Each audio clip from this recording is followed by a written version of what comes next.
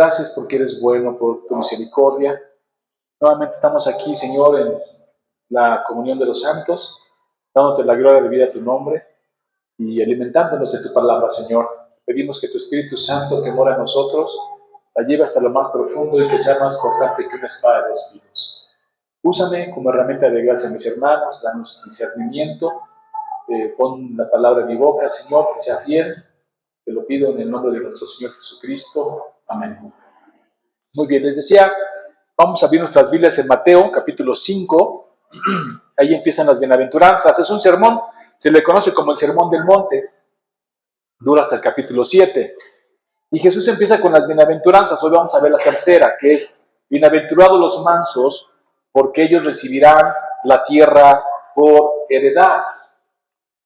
Esta bienaventuranza nos va a mandar a analizar ciertos aspectos escatológicos del final de los tiempos.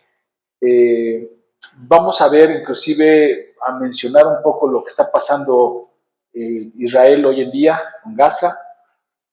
Vamos a ver cómo se debe de entender esto. Y es muy interesante, así que les digo que un poco va a ser como una clase, así que Dios nos bendiga, ¿verdad? Bueno, dice así la bienaventuranza: bienaventurados los mansos, porque ellos recibirán la tierra por heredad. Esta es la tercera. Así que tenemos que preguntarnos, ¿quiénes son los mansos y qué significa serlo? Muy importante saber qué es ser manso y a qué manso se refiere. La segunda pregunta que nos haremos es: ¿a qué tierra se refiere Cristo que recibirán por heredad?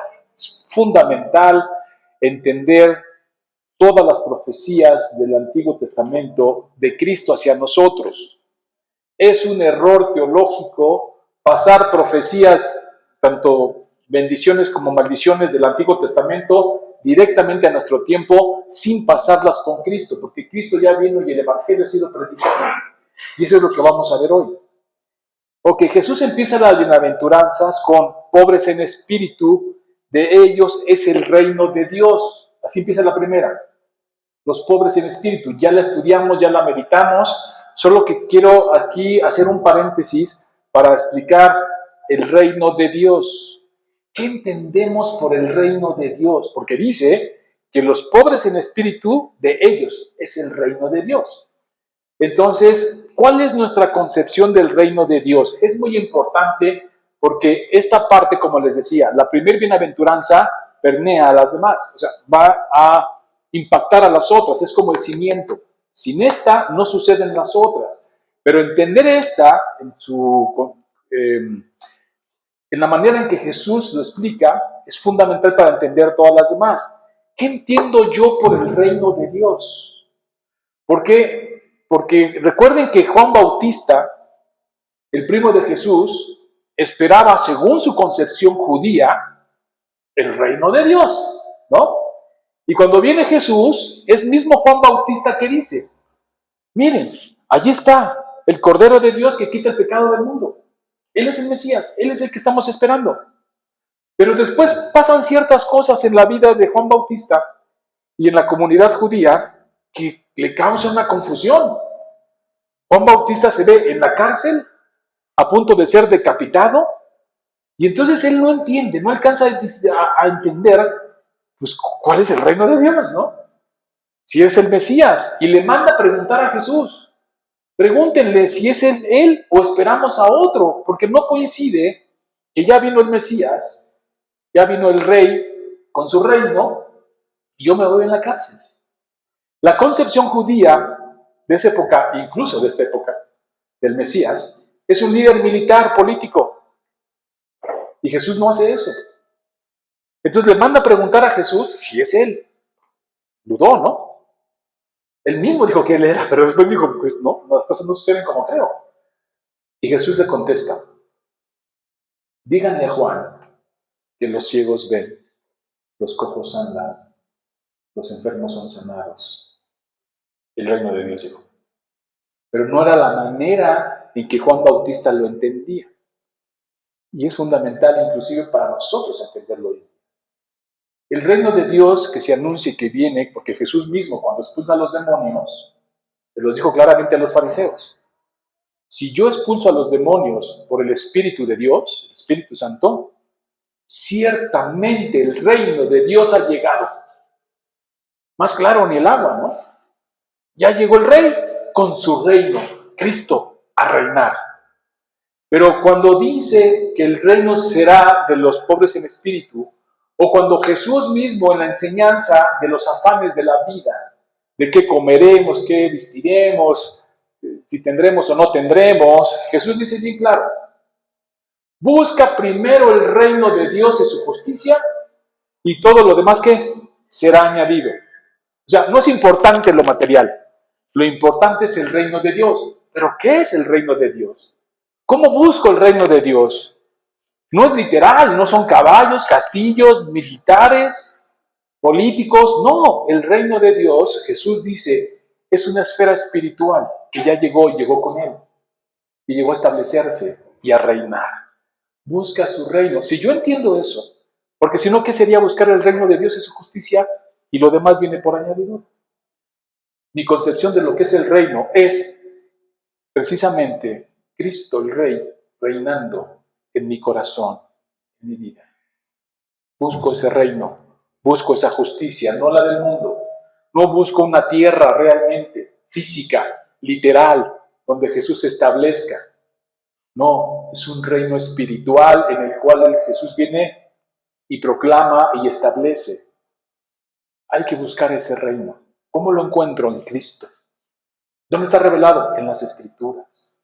Busco primero que Cristo reine en mi vida y lo demás es lo de menos. Eso es lo que dice.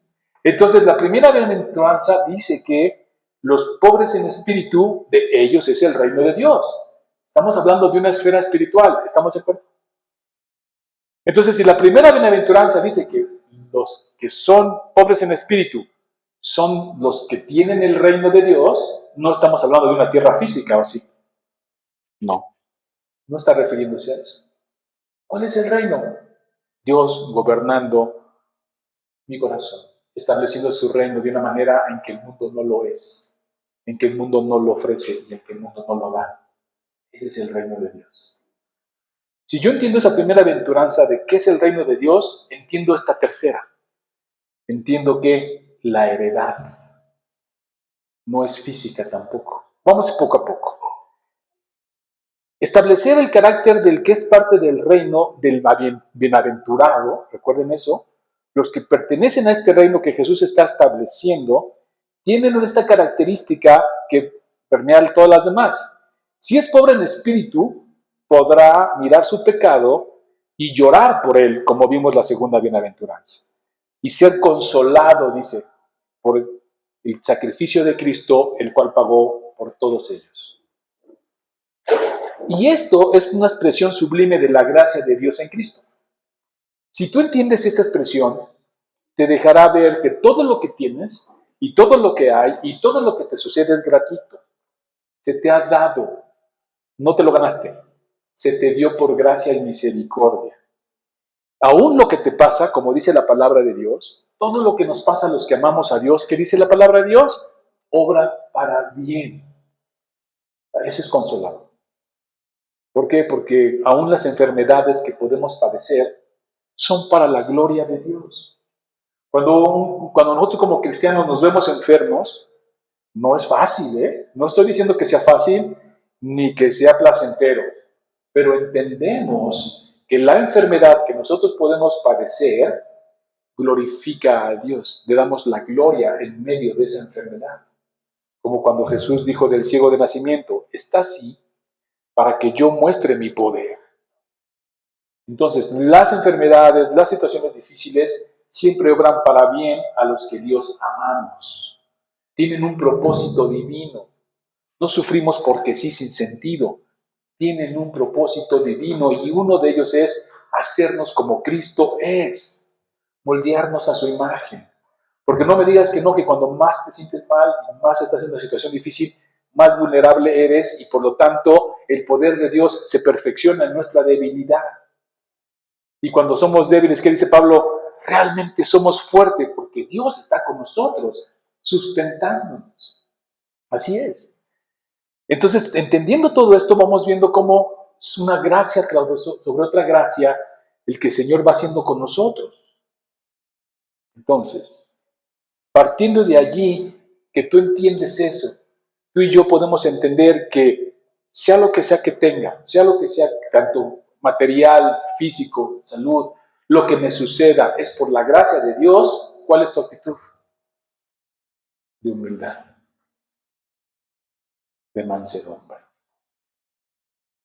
Esa es una cosa, lleva a la otra. Jesús, siendo rey del reino, se describe a sí mismo así: llevad mi yugo sobre vosotros y aprender de mí, que soy manso y humilde de corazón, y hallaréis descanso para vuestras almas. Ser manso y humilde como Jesús es, la tercera bienaventuranza. Ya me quebrantaron por mi pecado, estoy en una bancarrota espiritual, lloro porque reconozco la maldad que he hecho y la gente que he lastimado, inclusive a mí mismo. Voy ante el Señor, me perdona por la sangre de Cristo, por su sacrificio, encuentro yo perdón y redención en Él, y entonces vivo de rodillas, dándole la gloria y la honra por todo lo que me pasa, todo. Sabiendo que lo que tengo no lo merezco, me ha sido dado gratuitamente. Y eso cambia la actitud, la cambia. Así que ser manso es un distintivo del rey y de su reino. Por lo tanto, todos los que pertenecemos a ese reino, se nos demanda ser mansos como Cristo lo es. Pablo en sus cartas, cuando habla del fruto del Espíritu, menciona la mansedumbre como un distintivo de ese fruto. Dice Pablo en Gálatas 5, 22, 24, mas el fruto del Espíritu es amor, gozo, paz, paciencia, benignidad, bondad, fe, mansedumbre, templanza. Con tales cosas no hay ley, contra tales cosas. Pero los que son de Cristo han crucificado la carne con sus pasiones y sus deseos. El contexto de este texto de Pablo está contraponiendo el carnal, que no ha sido regenerado y no tiene el Espíritu Santo, con esos deseos, con el espiritual, el que tiene el Espíritu Santo. Y dice algo Pablo muy interesante. Habla de un fruto. Porque a veces nos equivocamos y decimos frutos. No, es un no. Y eso marca la diferencia. Porque tú puedes decir, bueno, yo tengo el fruto de la paciencia. Bueno, yo tengo el fruto de la paz, del gozo. No, no. Pablo dice que es un fruto con 9 características.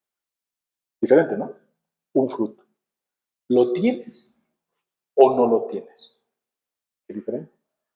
Y yo sé que puedes decir, bueno, pastor, es que pues yo sé que el Espíritu de Dios mora en mí, pero lucho con la paciencia, lucho con la paz, lucho con el gozo, lucho con cosas. Ah, bueno, eso es diferente. Porque a lo mejor tu fruto, y voy a hacer una analogía, algo figurativo, pues tu cáscara es más delgada, ¿no? Y su hueso más grueso. O tu pulpa más suave, así. Estamos luchando con eso, pero de que está ahí, está ahí.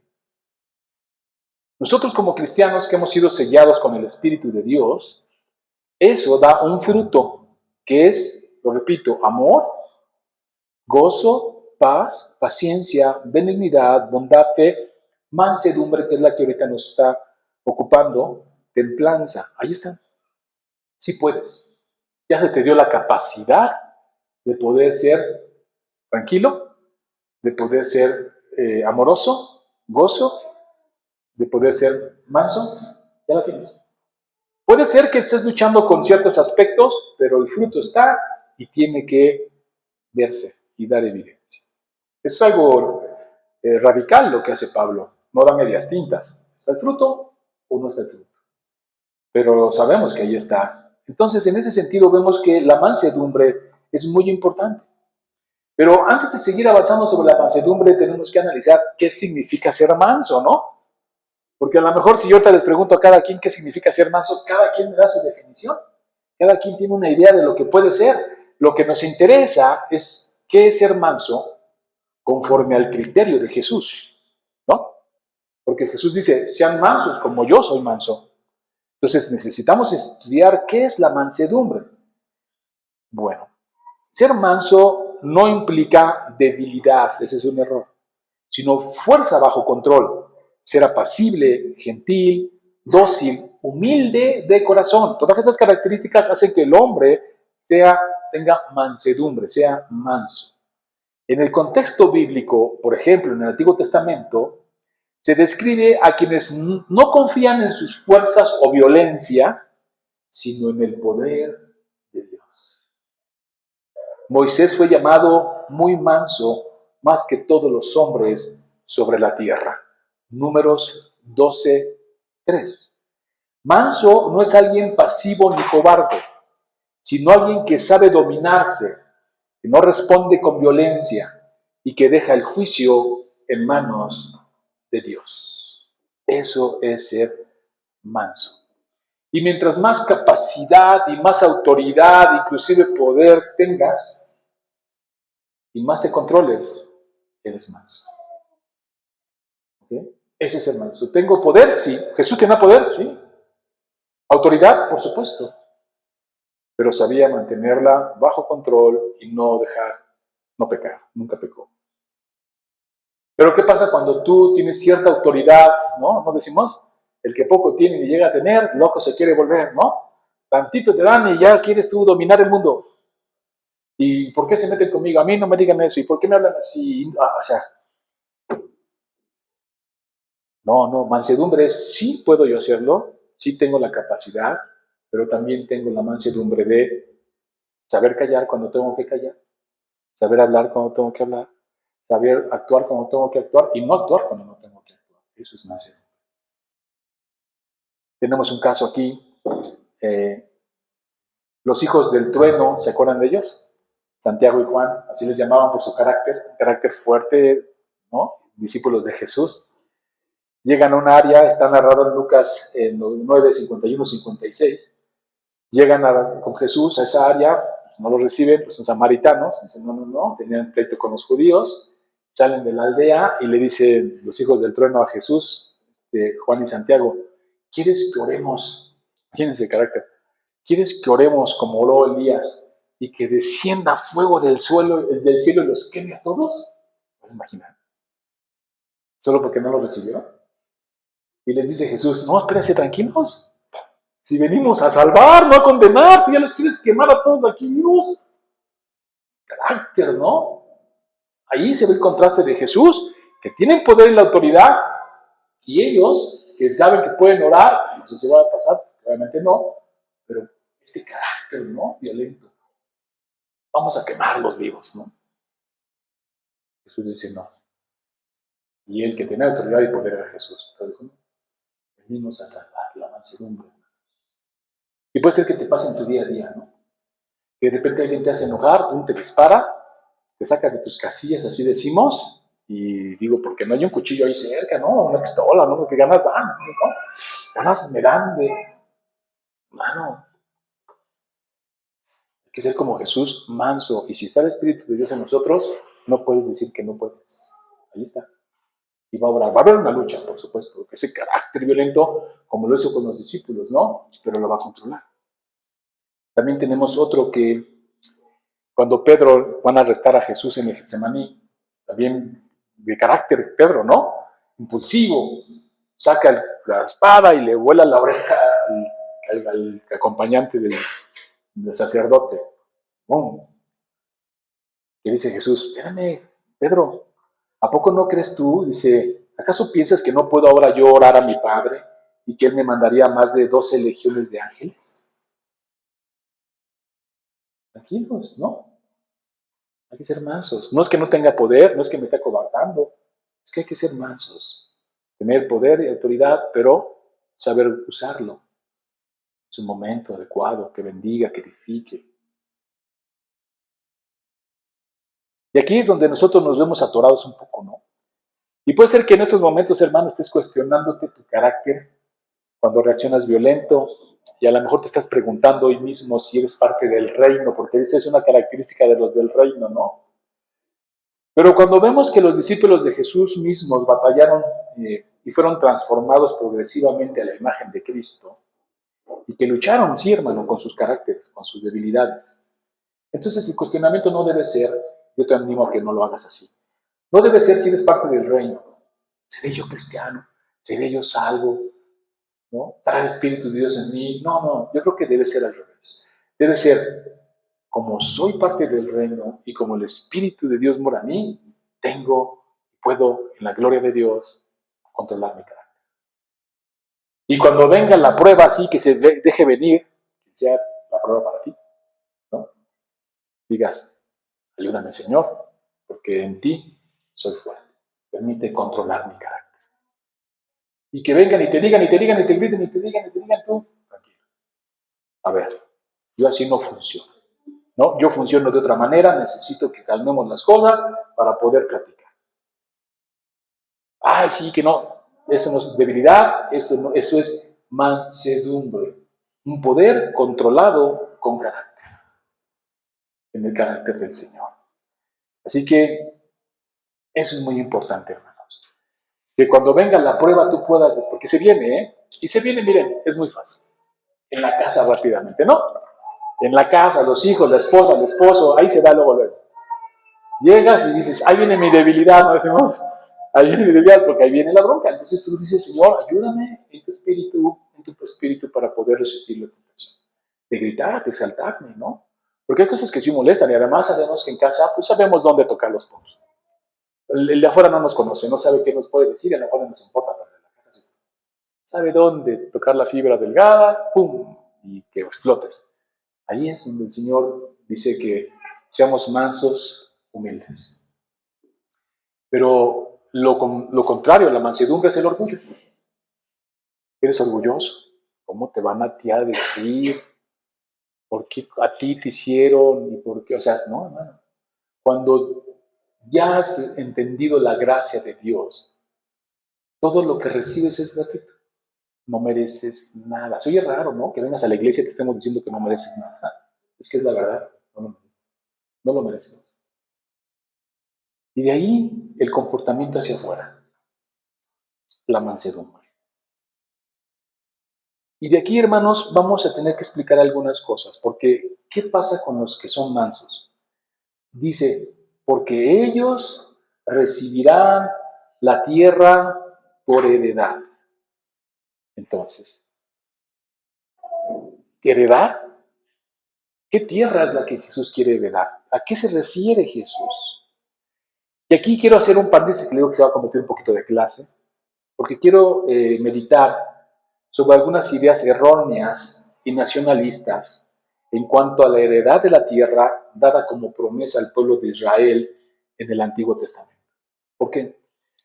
Porque me he encontrado en los círculos cristianos, sobre todo estaba yo viendo un debate con un familiar cristiano, con otro que vea de su trabajo, sobre este asunto de Israel, y me di cuenta que hay mucho mal entendimiento de lo que es la heredad. Y esto nos puede dejar entender el conflicto que hay ahorita en Gaza con Israel. Pero primero tenemos que evitar varios errores. ¿A qué tierra se refiere Jesús que van a heredar? Primero debemos quitarnos ideas erróneas y nacionalistas. Muchos hoy en día en círculos cristianos, fíjese bien, toman las promesas del antiguo pacto que se dieron en el Antiguo Testamento al pueblo étnico de Israel y las trasladan al presente, olvidándose de que Cristo ya vino y el Evangelio ha sido predicado. Eso es un error teológico. Todas las promesas de Dios son un sí y un amén. ¿En qué? En Cristo Jesús. Así que del antiguo pacto a Cristo y de Cristo a nosotros, hermanos. Así debe ser. Si no lo haces, vas a caer en muchos errores teológicos, históricos y de demás. Todo lo que tú veas, tú agarras la palabra de Dios, la Biblia, y empieza de Génesis hasta Malaquías, y todo eso que se dice allí se estaba reflejando en un pueblo étnico, Israel. Pero viene Cristo, y cuando viene Cristo, Cristo dice, ok, ahora todo esto, tanto maldiciones como bendiciones, son cumplidas en Cristo Jesús. Es el sí y el amén. Y de Cristo Jesús bajan a nosotros. Si yo agarro algo del Antiguo Testamento y lo traslado al Nuevo Testamento, a esta era, sin pasarla por Cristo, tengo un error gravísimo. Vamos a ver esos errores. Dice así. Primero, interpretar pasajes del Antiguo Testamento como Génesis 12 y Deuteronomio 7:8, donde se promete la tierra por heredad a Israel étnico, sí, el que se está peleando ahorita. Se les promete la tierra por heredad. Y uno dice, ¿qué tierra se les prometió? Canaán. Y es toda esa área que siempre se está peleando. Gaza y todo lo que está alrededor, eso era Canaán antes. Dice, interpretar esos pasajes como un derecho eterno de Israel sobre la tierra de Canaán, lo que nos llevaría, eso es un error, porque nos llevaría a justificar cualquier acción actual como un cumplimiento divino. Como si dijéramos, eso que les está pasando es por juicio de Dios. Se está cumpliendo lo que Dios maldijo a esos pueblos. Eso es un error. Segundo, comparar la situación actual con las guerras y conquistas del Antiguo Testamento, argumentando que los enemigos de Israel serán derrotados sin considerar con el contexto histórico y cultural actual, es otro error. Tercero, algunos creen que la prosperidad o la fuerza militar de Israel es señal de aprobación divina. Imagínense nada más. ¡Qué contradictorio! Jesús está diciendo, bienaventurados los mansos, porque de ellos es recibirán la tierra por heredad. Y otros están diciendo que, eso es autorizado por Dios. ¿Cómo creen? ¿No? Que es una aprobación divina. Y que resistir a Israel sería resistir a Dios. Y en este debate que yo vi, que me llamó mucho la atención, recuerdo que una de esas dos personas defendía a Israel y el argumento era, es que porque estaban criticando a Israel por todas las cosas terribles que están pasando en Gaza y todas las muertes que se están sucediendo allá, y decía, sí, pero cuidado, porque Israel es el pueblo de Dios. ¿Qué? ¿Qué? Sí, así decía Israel, y casi me meto, dije, no te metas, Ruth, no vas a bendecir, que Israel es el pueblo de Dios. Ahorita vamos a ver quién es el pueblo de Dios. Pero imagínense, resistirse a Israel o estar contra él es como pelear contra Dios, porque es el pueblo que en el Antiguo Testamento Dios escogió para mostrar todo su poder. Cuarto error. Muchos mezclan el Israel de las Escrituras con el Estado moderno de Israel, pero no es lo mismo. Entonces, aplicar promesas o venganzas antiguas directamente es un error teológico grave.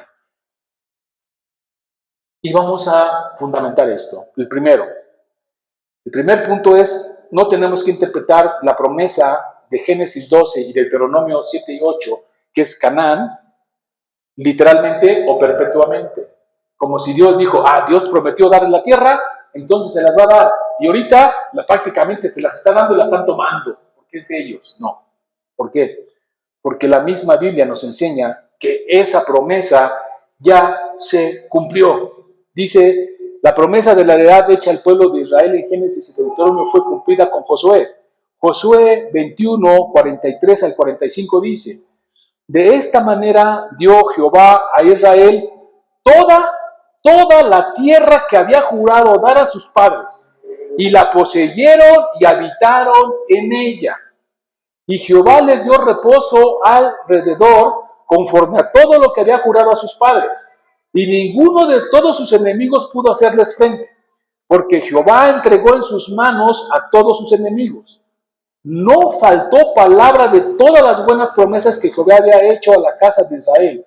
Todo se cumplió. ¿Pueden verlo? Es que Dios les dio la tierra de heredad. Sí, ya se les dio. Es que les prometió que se las iba a dar. No, ya se les prometió y ya se las cumplió. Ya se las dio con Josué. Toda. Dice que no faltó promesa alguna y todo se cumplió allí. Oye, pero la perdieron. Sí, claro. Por muchas razones, Dios se levantó, ya todos sabemos la historia, pero esa promesa ya fue cumplida. No estamos esperando que esa promesa se cumpla de una tierra literal. Fue cumplida en Josué. Y ahí está la cita. Ahora, contestemos al segundo error. Los enemigos de Israel en el Antiguo Testamento ya no son los mismos en la actualidad. Por ejemplo, los de Gaza. Si trazamos una línea genealógica donde surgen, veremos que son de Ismael, de Esaú y para adelante. Pero en la línea del tiempo, Gaza fue habitada por judíos, griegos, romanos, árabes, y con el pasar del tiempo se hicieron mezclas entre las naciones. Ya no son los de antes. Estos ya tienen una mezcla entre judíos, griegos, romanos, a través de toda la historia. No son los mismos. Además, en Cristo ya no se trata de un pueblo en contra de otro pueblo étnico, porque Pablo enseña que ya no hay judíos ni griegos.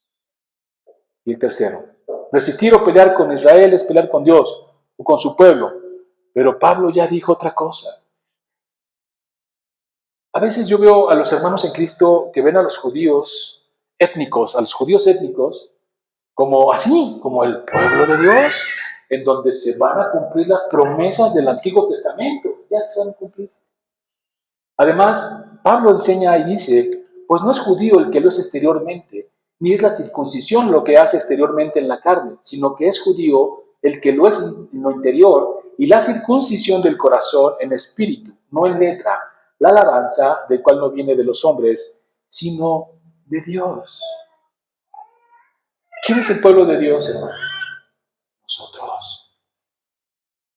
Todo aquel que cree en Cristo Jesús, la simiente prometida a Abraham, en él es el pueblo de Dios, tanto judío creyente que en Cristo, mesiánico, como nosotros gentiles creyentes en Cristo. Nosotros somos el pueblo de Dios. Ese es el pueblo de Dios. Nosotros, y lo dice Pablo una y otra vez. Los descendientes de la promesa, nosotros. Cuarto error, no podemos aplicar promesas o maldiciones del Antiguo Testamento directamente al estado actual de Israel. ¿Cuál es realmente el problema que ellos tienen? Todos ellos, toda esa zona, árabes, libaneses, judíos, todos ellos. No es que se estén cumpliendo las maldiciones y bendiciones del Antiguo Testamento, es que se está cumpliendo que han rechazado a Cristo.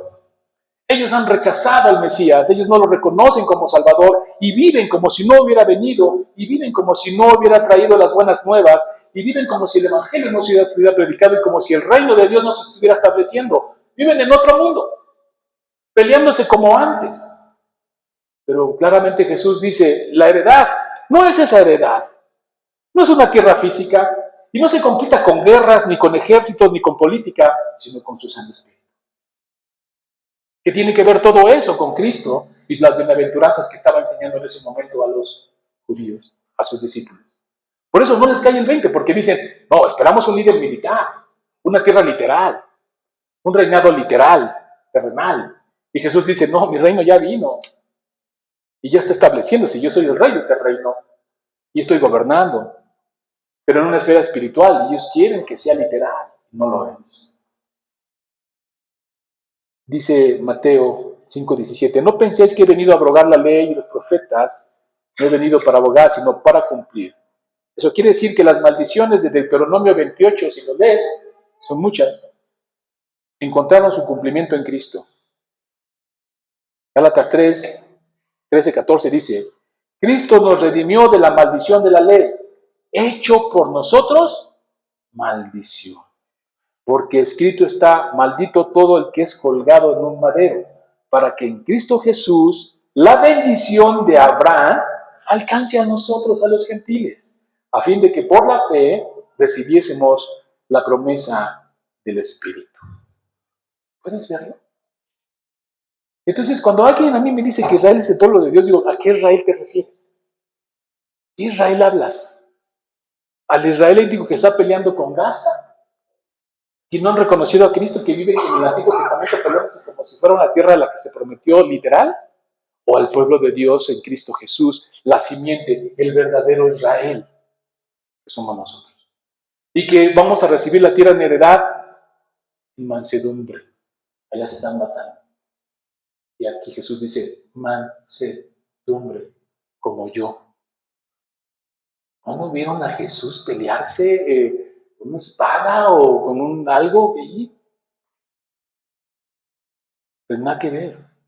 Pero no entender este concepto teológico de quién es el pueblo de Dios, quién es el verdadero Israel, y cómo es que en Cristo se cumplen tanto maldiciones como bendiciones. Y esa promesa de heredar la tierra que es Canaán ya se cumplió en Josué y siguen peleándose por ella. Entonces tenemos ahora una situación terrible de muertes y muertes y muertes. Cuando Jesús proclama su reino y su justicia de otra manera, completamente opuesta. Y ahorita hacemos aplicaciones a nuestra vida. Pero no quería dejar pasar esto porque veo mucho esto de que luego dicen que el pueblo de Dios, ¿quién es el pueblo de Dios? Los israelitas no. Todo el que es cristiano en la simiente serán benditas todas las naciones. La simiente es Cristo. Y como somos la simiente de Abraham, en él también somos hijos. Y no es judío, lo dice Pablo, el que lo es exteriormente por nación, por etnia, sino el que es el del corazón. Somos nosotros. Mateo aplica ¿quién es el verdadero Israel? Dice así. El Israel físico fue sombra. Jesús es la realidad. Es el Israel de Dios. Lo que la nación no pudo cumplir, esta nación étnica que conocemos, Cristo la cumplió. Y dice Oseas 11:1, cuando Israel era muchacho, yo lo amé y de Egipto llamé a mi hijo. Qué interesante. Esto lo dice Oseas en el Antiguo Testamento, refiriéndose a la liberación que hace Dios del pueblo de Israel de la esclavitud de Egipto. Dice, de ahí lo saqué. Pero Mateo va a aplicar ese versículo a Jesús. Yo te explico. Mateo dice, y él despertando tomó de noche al niño y a su madre y se fue a Egipto, Jesús. Recuerden, van huyendo. Y estuvo allá hasta la muerte de Herodes, para que se cumpliese lo que dijo el Señor por medio del profeta cuando dijo, de Egipto llamé a mi hijo. Maravilloso. ¿Por qué Mateo va a tomar ese texto del Antiguo Testamento que se refiere al pueblo étnico de Israel y lo va a aplicar a Cristo? Porque lo que Israel era una sombra de lo que debería haber ser Cristo. Un anuncio, una prefigura. Así como lo liberan de Egipto y lo sacan, así también Jesús fue llevado allá para librarlo de Herodes y luego regresarlo. Era una sombra. Pero lo que no pudo cumplir Israel étnico, lo cumplió Cristo.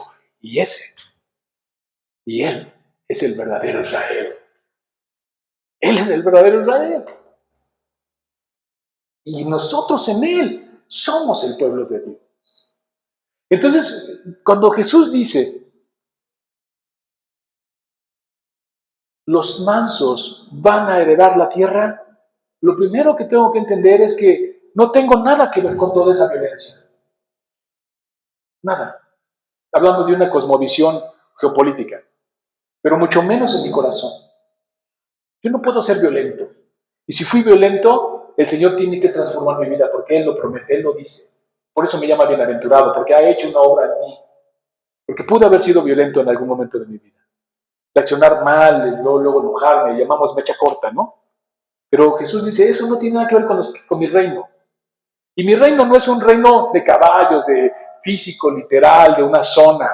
Es espiritual. Es un reino que vengo a establecer de justicia, paz, amor. Entonces las acciones violentas que hoy vemos contradicen lo que Jesús está enseñando en el Sermón del Monte. Y la tierra no es una tierra de heredad física, sino la Jerusalén del cielo. Jesús está citando el Salmo 37:11. Fíjense qué interesante. Decía que iba a parecer un poco clase, pero necesitamos establecer esos puntos. Cuando Jesús cita el Salmo 37:11, dice, tierra, recibirán la tierra por heredad. Pero cuando tú vas al Salmo, tú esperas ver en el Salmo 37 que que el salmista esté hablando de una tierra literal, ¿no? Si Jesús citó el Salmo 37, yo tengo que ir a ver por qué lo citó Jesús. Entonces me fui al Salmo 37 y estudié el Salmo 37 y ¿qué creen? Que el Salmo 37 no se trata de una tierra literal. Nunca. ¿Qué es lo que se trata? Representa la vida bendecida y segura bajo Dios, no un territorio político ni físico. ¿Pueden verlo? Cuando el salmista cita la tierra, no está diciendo tierra literal, espacio físico. Está diciendo paz, justicia en Dios. Voy a hacer aplicaciones para que nos quede claro. Cuando el Señor te llama bienaventurados porque ha hecho una obra en ti, ha puesto su espíritu, y el espíritu da un fruto, como ya lo vimos. Y dentro de ese fruto hay una mansedumbre, que es una cuestión, fíjense qué interesante, va trabajando desde adentro hacia afuera. Primero desde adentro con un quebrantamiento de espíritu, pobre en espíritu. Un reconocimiento interno de tu corazón y como resultado hacia afuera, ¿qué es? Que te comportas diferente con el otro. Bueno, desde adentro hacia afuera. Y entonces Jesús dice, estos son los de mi reino y la tierra es de ellos y la heredan. Pero como ya dijo que el reino no es literal, pero ya está en una esfera espiritual, también la tierra. Entonces, ¿qué significa según el Salmo la tierra? Que ya en este momento vivimos en paz y en tranquilidad en Dios. Es como si te dijeran, oye, tú ves la tempestad y no te hincas, ¿no? O sea, estás tranquilo por todo lo que está pasando. Y tú dices, es que yo ya estoy en otro mundo. ¿Pueden verlo? La analogía que hice. Yo ya estoy en otro lugar. No, ¿a poco no te altera esto, te altera el otro? No, yo ya pasé esos caminos. Yo ya anduve por esas tierras. Ahora ando en otra tierra. ¿Cuál? La del reino de Dios. ¿Pueden ver qué hermoso? Lo que Jesús promete. Estos mansos, estos que no nos violentamos, estos que el Espíritu Santo controla nuestro carácter, nos va moldeando a la imagen de Cristo, tenemos por herencia esa tierra. ¿Cuál? Pues la misma paz de Cristo, la misma justicia de Cristo. Andamos por ahí tranquilos. Puede ser que tú tengas a lo mejor en tu trabajo alguien que tiene las mismas condiciones que tú. Está casado, casada, tiene los mismos hijos, van casi a la misma escuela, las mismas condiciones y tienen los mismos problemas. Pero a ella se le vino, como decimos, el mundo encima, ¿no? Y nosotros estamos en otra tierra, por heredad. En la paz que solo Cristo puede dar. Esa paz que sobrepasa entendimiento. ¿No es hermoso lo que Cristo promete? Se van a venir. Nadie está diciendo que el Evangelio no va a tener pruebas, lo vas a tener. Pero en la mansedumbre que nos da el Señor en su Espíritu, heredamos paz, tranquilidad, y ahí vamos. Y mira, a veces pasa que en una situación familiar, y pongo estas cosas porque son muy comunes para todos, no sé si debería ser, ¿no? Pero cuando se pone en la bronca, si decimos, buena, te mandan a hablar. ¿No te ha pasado? ¿Y qué dicen? Alguien tiene que poner paz aquí, ¿o no? Alguien tiene un poquito de coherencia aquí en todo esto, ¿no? Necesitamos ayuda. Entonces tú llegas como si estuvieras en otra tierra, en otro mundo, en otro planeta, ¿no? Y ya nomás los ves. Y tú dices, no, sí necesitan a Cristo, ¿no? Bueno, ya te piden opinión, porque dicen, bueno, pues algo, pues vamos a escuchar a alguien que tenga un poquito de sentido hacia afuera, ¿no? Pero eso es un distintivo de nosotros. Yo he escuchado testimonios de gente que me dice, es que en mi trabajo no sé por qué me buscan para que les dé consejo. Porque estás mostrando el carácter de Cristo, porque reflejas a Cristo, porque entre todo el asunto en el trabajo y todas las quejas que todo el mundo da, se te ve diferente, actúas diferente, no te alteras, ¿no? Mantienes paz, eres manso. Y a veces se lucha con la presión social. La presión social con los que somos mansos, porque nos dicen de todo, ¿o no? Nos dicen mandilones, nos dicen dejados, mensos, ¿no? Hasta hay uno, Frank, que dice, somos mansos, no mensos. No, nunca he entendido eso. No sé a qué se refiere. ¿A un asunto de justicia? No lo sé, pero son dos puntos diferentes.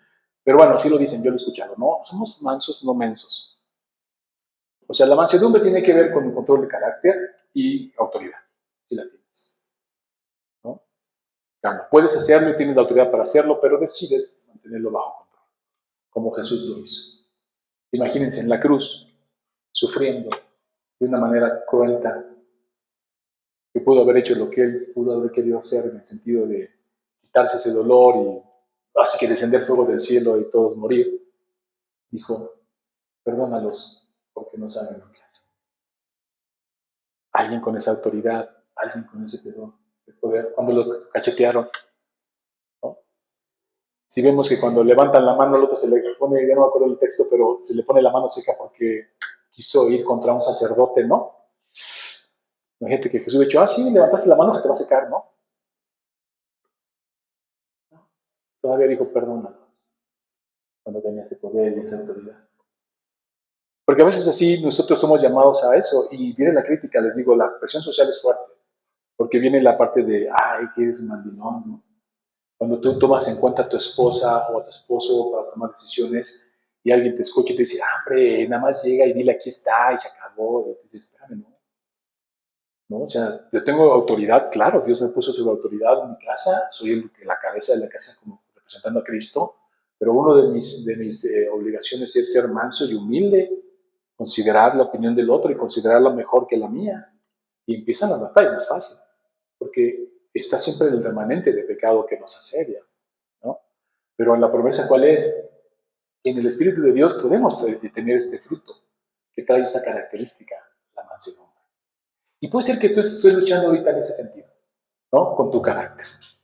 Puede ser no necesariamente violento, pero a lo mejor eres orgulloso, a lo mejor eres impaciente, ¿no?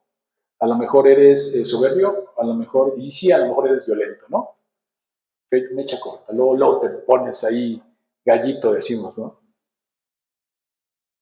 Había unos hermanos que les decían los gallos, unos jovenazos, ¿no? Y yo nunca supe por qué les decían los gallos, hasta que un día se nos cerró un coche que se baja como un gallo, ¿eh? Así, hasta la crespa, así.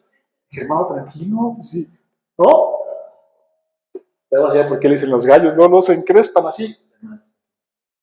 Tenemos que ser mansos porque la herencia, sí, tengo que mencionarlo, sí también marca un evento escatológico del fin de los tiempos, de cuando Cristo venga en su gloria y baje la nueva Jerusalén y todo lo que ya sabemos, y haya un reino del Señor.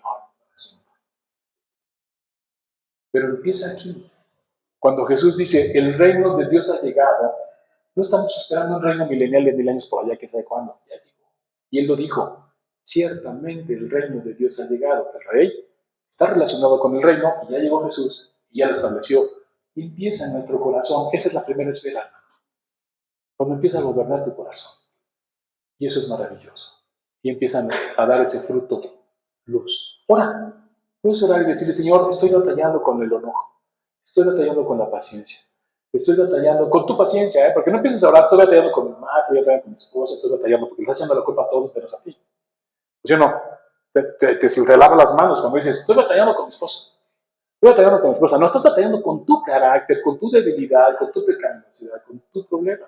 Ora por él y el Señor te concederá, en ese sentido, las peticiones de tu corazón. Oremos. Señor, gracias porque has sido bueno, porque grande eres, Señor, y misericordioso, porque tu reino ha venido y ha venido precisamente en nuestro corazón y estamos heredando esa tierra y vivimos esa paz y ese gozo que es estar en esta esfera espiritual en tu reino y contigo reinando en nuestro corazón, Señor. Permite que podamos transmitirlo a los demás, ir hacia los otros y que ellos puedan ver tu rostro reflejado en nuestras vidas y de tal manera también, Señor, que tú puedas poner este deseo de querer venir a ti. Porque tu palabra dice, no queréis venir a mí porque no pueden, Señor, pero tú, en tu soberanía, Señor, obras de forma sobrenatural en sus corazones y los llamas conforme a tu propósito. Pedimos eso para nuestros familiares, nuestros seres queridos y para todos los hermanos hoy que también tienen seres queridos que no están en el Señor. Gobierna nuestro carácter, Señor, y que sea una verdad estas bienaventuranzas en nuestra vida. Te lo pedimos en el nombre de Cristo Jesús.